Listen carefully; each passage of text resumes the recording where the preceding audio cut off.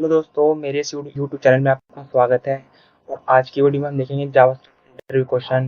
देखिए दोस्तों, जो आज का क्वेश्चन है वो इंटरव्यूअर नहीं तो आपसे पहले राउंड में या दूसरे राउंड में पूछ सकता है।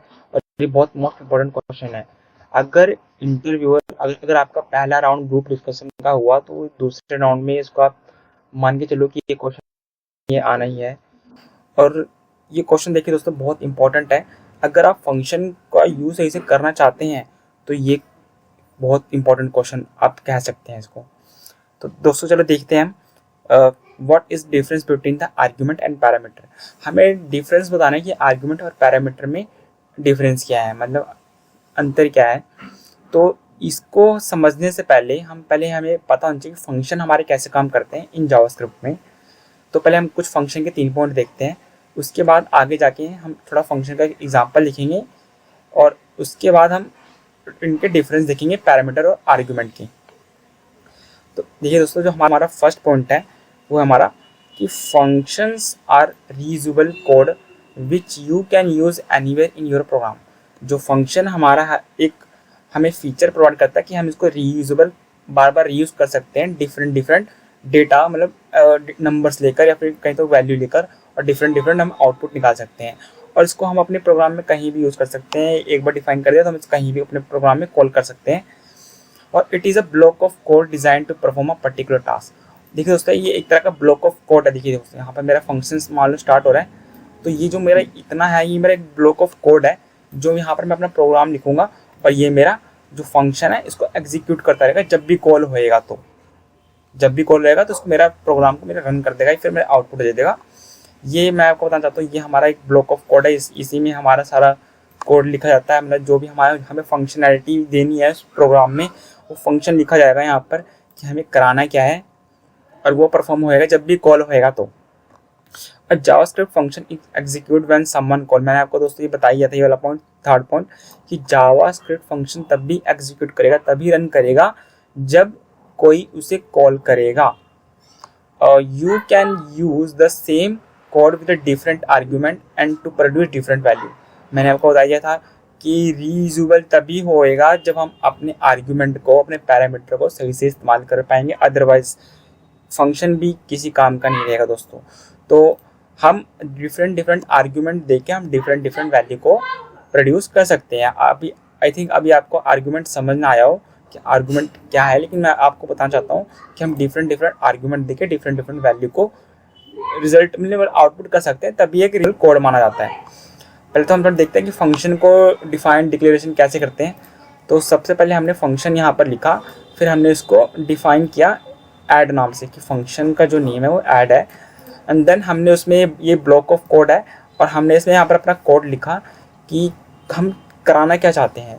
तो सिंपल यहाँ पर मैंने एक वेरिएबल ले रखा है और यहाँ पर मैंने लेट वेरिएबल का नाम मैंने ए ले लिया, उसमें मैंने वैल्यू असाइन कर दी 5।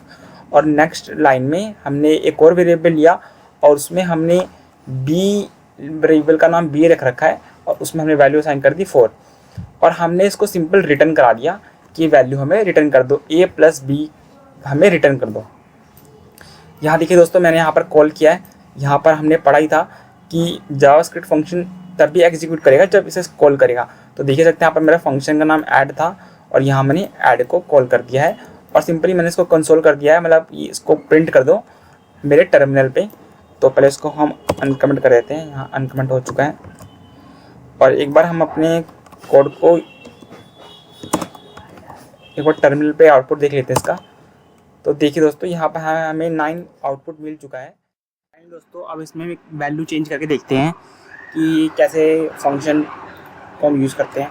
यहाँ पर मैंने लेट्स सपोज यहाँ पर हमने 6 ले लिया, यहाँ पर 4 और हमने इस बार क्या किया है, हमने इसको रिटर्न कराया a मल्टीप्लाई b। हमने यहाँ पर मल्टीप्लाई किया, पिछली बार हमने प्लस किया था, इस बार हमने मल्टीप्लाई किया। अब सिंपली हमें यहाँ पर क्या करना है, कंसोल करना है। उसको सेव करके एक बार अपने टर्मिनल पे इसको कंसोल करके देख लेते हैं। तो देख सकते हैं यहाँ पर 64 प्रिंट आ चुका है। यहाँ पर मैं 0 लेके देखता हूँ एक बार और इसको दोबारा रन करके देखता हूँ। तो देख सकते हैं अब हम इसमें जब भी हम वैल्यू अपनी चेंज कर रहे हैं तो हमें फंक्शन जो ब्लॉक ऑफ कोड है हमें उसमें बार बार हमें चेंज करना पड़ रहा था अपने कोड को। अब जो हमारा देखिए दोस्तों, जो हमारा अब मेन जो टॉपिक है वो हमारा है difference between parameter and argument. तो पैरामीटर और आर्ग्यूमेंट के पढ़ने से पहले हम कुछ पॉइंट दे लेते हैं जो कि आप इंटरव्यू में इनको आप ईजिली बता सकते हो और ईजिली एक्सप्लेन कर सकते हो, और शायद ही आप इसको एक बार पढ़ो तो शायद ही भूल पाओगे आप, क्योंकि बहुत ईजी पॉइंट बनाए हैं दोस्तों मैंने। जो हमारा पैरामीटर का पहला पॉइंट है वो कहता है इन programming a parameter is a variable in a function. तो दोस्तों देख सकते हैं आप, जो एक पैरामीटर है वो फंक्शन का तरह का कहीं तो वेरिएबल है। जैसे हम लेते हैं ना दोस्तों, let a equal to 10, let b equal to 4, वो एक तरह से है, वो फंक्शन का वेरिएबल है। अब हमारा second point, parameter define the type and number of value that function और मेथड कैन एक्सेप्ट। देखिए दोस्तों, जो पैरामीटर में जो भी हम आर्गुमेंट में देते हैं वैल्यू, वो बेसिकली पैरामीटर में वैल्यू असाइन होती है, और पैरामीटर में जब वैल्यू असाइन होती है तो हमारे वो फंक्शन के मेथड में चले जाती है, ब्लॉक ऑफ कोड में जाके वो एग्जीक्यूट हो जाता है हमारा फंक्शन। इसका पहले एक सिंटैक्स देख लेते हैं। सिंटैक्स देखिए दोस्तों बहुत इजी है। जो हमने फंक्शन बनाया था बस कुछ नहीं करना, बस हमने यहाँ पर ब्रैकेट खाली था, यहाँ पर देख सकते हैं, ये देख सकते हैं यहाँ पर पैरेंथेसिस खाली है। अब हमें इसके अंदर अपने आर्ग्यूमेंट पास करने होते हैं। हम आर्ग्यूमेंट में कोई भी नाम दे सकते हैं, ज़रूरी नहीं है कि हम num1 num5 दें, कुछ नहीं है। आप चाहे तो अपना राम शाम नाम कुछ भी दे सकते हैं। ये जस्ट एक एग्जांपल के लिए है। यहाँ पर हमने फंक्शन लिखना है, फिर फंक्शन का नाम, आप कोई भी फंक्शन का नाम लिख सकते हैं, लेकिन हाँ, आप जो फंक्शन का नाम लिखते हैं उसी फंक्शन से आपको उस फंक्शन को कॉल भी करना पड़ेगा। अगर हल्का सा भी सिंटैक्स में कुछ गड़बड़ हुई तो एरर शो कर देगा हमें, और वो हमारा कोड रन नहीं होएगा। तो देखिए दोस्तों, यहाँ मेरा फंक्शन है और यहाँ मेरा फंक्शन का नाम है, देख सकते हैं। यहाँ पर आप कोई भी नाम दे सकते हैं। यहाँ पर मैंने आपको समझाने के लिए फंक्शन का नाम ऐसा कुछ नाम डिफाइन किया है मैंने। तो हमारा जो पहला पैरामीटर है वो num4 नाम से है, और जो हमारा दूसरा पैरामीटर है वो num5 नाम से है। ऐसा कोई कंफ्यूजन होने की बात नहीं है, आप यहाँ पर कुछ भी दे सकते हैं। यहाँ पर सपोज मैंने a दे दिया और यहाँ पर मैंने b दे दिया, तो ऐसा कुछ नहीं है। ये बस एक तरह का वेरिएबल का काम करता है। हम जो आर्गुमेंट में वैल्यू पास करेंगे वो a में आके स्टोर हो जाएगी और b में आके स्टोर हो जाएगी, या कहीं तो असाइन हो जाएगी वैल्यू। a को जो भी हमने वैल्यू आर्गुमेंट में पास किया वो a को मिल जाएगी, जो भी हमने b को पास किया वो b को मिल जाएगी। अब यहाँ पर देख सकते हैं फंक्शन की बॉडी है, जो भी हमें यहाँ पर इसके साथ फंक्शन कराना है a और b के साथ। यहाँ पर हम एक तरह से देखें तो फंक्शन का लिए ब्लॉक ऑफ कोड है, ये हम जो लिखेंगे इसी को हम रियूज़ करते रहेंगे अपने आने वाले कोड में। तो देख सकते हैं अब मैंने यहाँ पर कॉल किया है, तो जो मैंने यहाँ पर फंक्शन का नाम लिखा था उसी नाम से मैंने इसको कॉल भी किया है, तभी ये मेरा एग्जीक्यूट होएगा, तभी ये मेरा फंक्शन रन करेगा। अदरवाइज ये मुझे एरर शो कर देगा कि ये तो डिक्लेयर ही नहीं किया, ये जो आप जिस नाम से जो भी कॉल कर रहे हो। यहाँ मैंने आर्गुमेंट 1 लिखा, आर्गुमेंट 2 लिखा, और ये लिखना बहुत ज़रूरी होता है। मतलब ये आर्गुमेंट 1 आर्गुमेंट 2 पास करना बहुत ज़रूरी होता है, अदरवाइज़ ए और बी आपको अनडिफाइन शो कर देगा, अदरवाइज़ एरर भी शो कर सकता है। अब जो हमारा सेकंड एग्जांपल है, जो सेकंड सिंटैक्स कहता है, वो कहता है कि ज़रूरी नहीं है कि मैं पैरामीटर ए और बी ही लूँ, ऐसा कुछ नहीं है दोस्तों।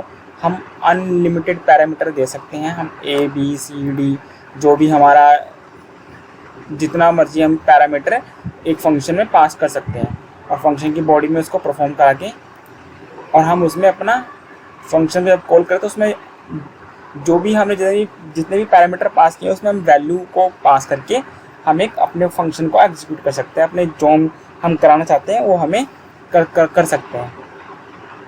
तो आई होप दोस्तों आपको पैरामीटर समझ आ गया हो। पैरामीटर बेसिकली एक फंक्शन का वेरिएबल है और जो कि वैल्यू को एक्सेप्ट करने में हेल्प करता है और फंक्शन के बॉडी में भेजता है वैल्यू को, मतलब। अब जो हमारा सेकंड पॉइंट है वो है आर्ग्यूमेंट।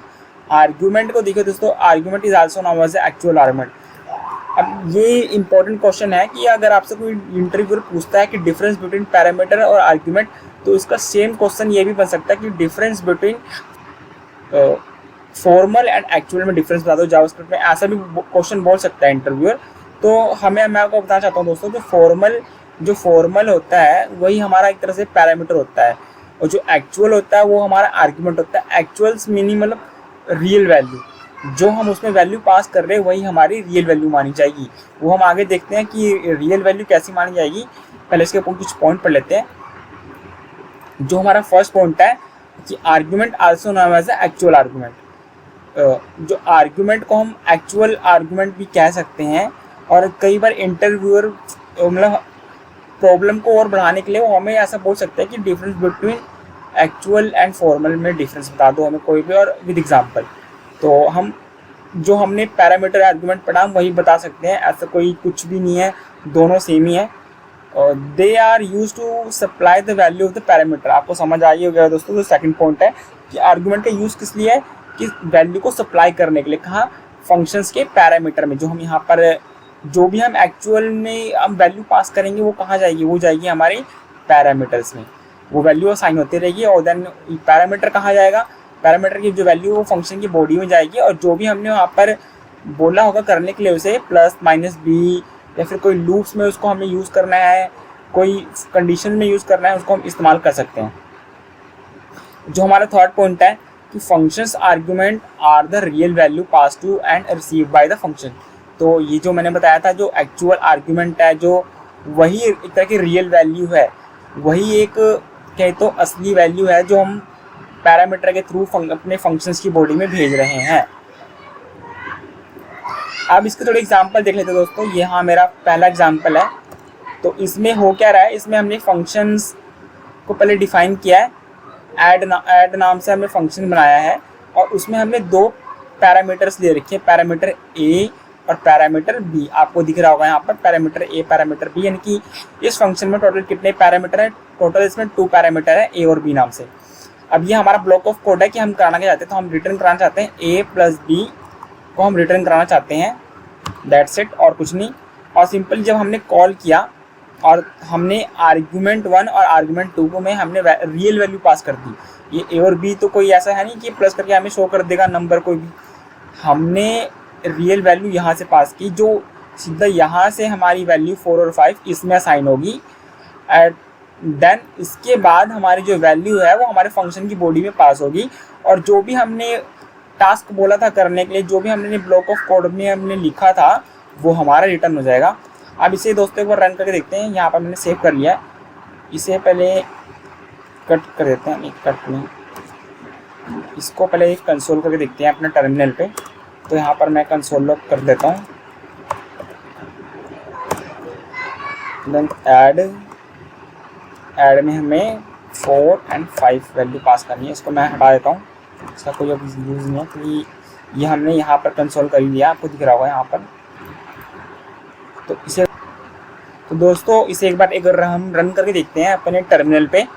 तो हमने इसको सेव कर लिया है। अब इसको सिंपली हम यहाँ पर नोड इंडेक्स जेएस लिखेंगे और हम देख सकते हैं यहाँ पर हमारा 9 आउटपुट मिल चुका है, जो कि हमने 4 और 5 वैल्यू पास की थी। 4 हमारी ए में वैल्यू चली गई थी और 5 हमारी बी में चली गई थी। फिर हमने रिटर्न कराया ए प्लस बी को हमने रिटर्न कराया, यहाँ पर देख सकते हैं।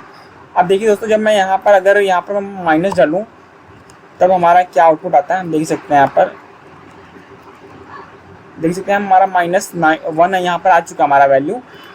अब इसको हमने ऊपर फंक्शन में पढ़ा था कि ये जो फंक्शन होता है कि रीयूजेबल कोड होता है, मतलब इसको हमने एक बार फंक्शन को डिफाइन कर दिया, सिंपली हमें इसको बार बार यूज़ कर सकते हैं और एक परफॉर्म अ पर्टिकुलर टास्क, हम कोई भी इसमें टास्क परफॉर्म कर सकते हैं। यहाँ पर मैं दिखा रहा हूँ, सपोज करो दोस्तों, यहाँ पर हम देख सकते हैं हमने देखा था कि जो फंक्शन है कि रीयूजेबल कोड है वो कैसे बनता है, हम देखने वाले हैं इस वीडियो में। तो यहाँ पर सिंपली हमने इसे कॉपी किया और यहाँ पर हमने पेस्ट किया। अब लेकिन इस बार दोस्तों हम वैल्यू इस बार हम करते हैं 6 और इस बार हमने यहाँ पर वैल्यू साइन कर दी। तो इस बार हमने वैल्यू साइन कर दी, यहाँ पर देख सकते हैं हमने यहाँ पर 15 लिख रखा है। अब इसे सिंपली एक बार हम इसे कंसोल करा के देखते हैं अपने टर्मिनल पे। तो यहाँ पर देख सकते हैं हमें यहाँ पर 21 आउटपुट मिल चुका है हमें। तो हमने देख सकते हैं यहाँ पर हमने बस एक ही कोड लिखा, यहाँ पर हमने ब्लॉक ऑफ कोड में इतना डिजाइन किया। सिंपली हम क्या कर रहे हैं, आर्ग्यूमेंट में हम नई वैल्यू को पास कर रहे हैं और हमें नया नया आउटपुट मिलते जा रहा है। तो यहाँ पर हम देख सकते हैं। अब जो हमारा सेकंड एग्जांपल है, मैं आपको इसी में बता दूँ सेकंड एग्जांपल क्या है। यहाँ पर हमने वैल्यू पास की ए और बी, यानी कि टोटल इसमें 2 पैरामीटर है और यहाँ पर हमने 2 वैल्यू को असाइन किया। हम यहाँ पर ऐसा भी कर सकते हैं कि हमने यहाँ पर एक सी ले लिया और यहाँ पर हमने एक और डी ले लिया लेकिन इस बार हमने डी में हमने वैल्यू साइन कर दी 45। ये भी हम दोस्तों ऐसा कर सकते हैं, ऐसा कुछ नहीं है, एरर शो कुछ नहीं करेगा हमें। और सिंपली हमने जब यहाँ पर, मैं इसे हटा देता हूँ दोस्तों थोड़ा सा, कहीं कंफ्यूजन क्रिएट कर दे ये। तो सिंपली हमने यहाँ पर हमने डी को तो 45 पहले ही वैल्यू साइन कर रखी है, यानी कि हमें इसे करने की जरूरत नहीं है।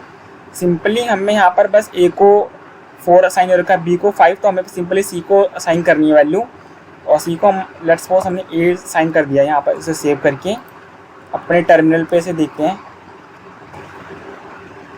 तो देखिए दोस्तों, ये मुझे 9 क्यों प्रिंट करा के दे रहा है, क्योंकि हमने रिटर्न में हम इसको ए और प्लस बी करा रहे हैं, हमने अभी सी और डी को तो अभी कहीं लिखा ही नहीं है, इसलिए हमें ये 9 आउटपुट दे रहा है। तो पहले हम यहाँ पर रिटर्न में अपने चेंज कर देते हैं कि हमें रिटर्न में हमें और मिल चुके हैं, सी मिल चुका है और डी मिल चुका है, ये डी मिल चुका है। अब देखते हैं इसका हमें आउटपुट क्या मिलता है। तो सेव करके एक बार अपने टर्मिनल पे रन करके देखते हैं। तो यहाँ पर देख सकते हैं हमें 62 वैल्यू मिल चुकी है। तो दोस्तों आई होप आपको समझ आ गया होगा कि पैरामीटर और आर्ग्यूमेंट फंक्शन में कैसे काम करते हैं, उसको हम कैसे रीयूजेबल बना सकते हैं। अब तो दोस्तों जो मेरा अगला सेम ही क्वेश्चन है कि यहाँ पर मैंने क्या किया है, मैंने यहाँ पर फंक्शन लिया है ऐड नाम से मैंने फंक्शन डिफाइन किया है। इसमें ए और बी मैंने 2 पैरामीटर, यहाँ पर देख सकते हैं, यहाँ पर मुझे बी दिखा रहा है कि जो बी है वो पैरामीटर है, और यहाँ पर सिंपली मैंने आर्ग्यूमेंट लिया है। अभी आपको शो करेगा शायद, हो सके तो देख सकते हैं फंक्शन एक ऐड नाम से चल रहा है मेरा। और यहाँ पर मैंने ब्लॉक को कोड में कराया कि यहाँ पर मैंने एक वेरिएबल ले रखा है सम नाम से, और ए और बी उसमें मेरा प्लस हो रहा है, और मैंने रिटर्न करा दिया सम को। मैंने इस बार ए और बी को प्लस नहीं कराया, क्योंकि जो ए और बी की वैल्यू के सम में जा चुकी है, मैंने सम को सीधा रिटर्न करा दिया। और सिंपल यहाँ पर मैंने कंसोल लॉग ऐड, इसको मैंने उसको मैं ऊपर पहले तो कमेंट कर देता हूँ। और यहाँ पर हम देख सकते हैं, यहाँ पर हमें जो 9 वैल्यू थी हमें मिल चुकी है। यहाँ पर देख सकते हैं 4 और 5 9 जो कि हमने कराया था। यहाँ पर इसे एक बार मल्टीप्लिकेशन करके देख लेते हैं।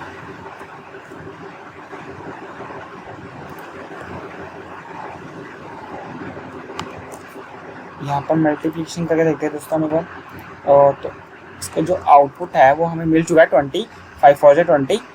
तो आई होप दोस्तों आपको पैरामीटर आर्ग्यूमेंट समझ आ गया कि फंक्शन में इनका यूज़ क्या है, इंटरव्यू में क्या जवाब देना है। जो आर्ग्यूमेंट होता है वो हमारा एक्चुअल पैरामीटर, एक्चुअल आर्ग्यूमेंट होता है, ये कहते हो हमारा रियल वैल्यू होता है।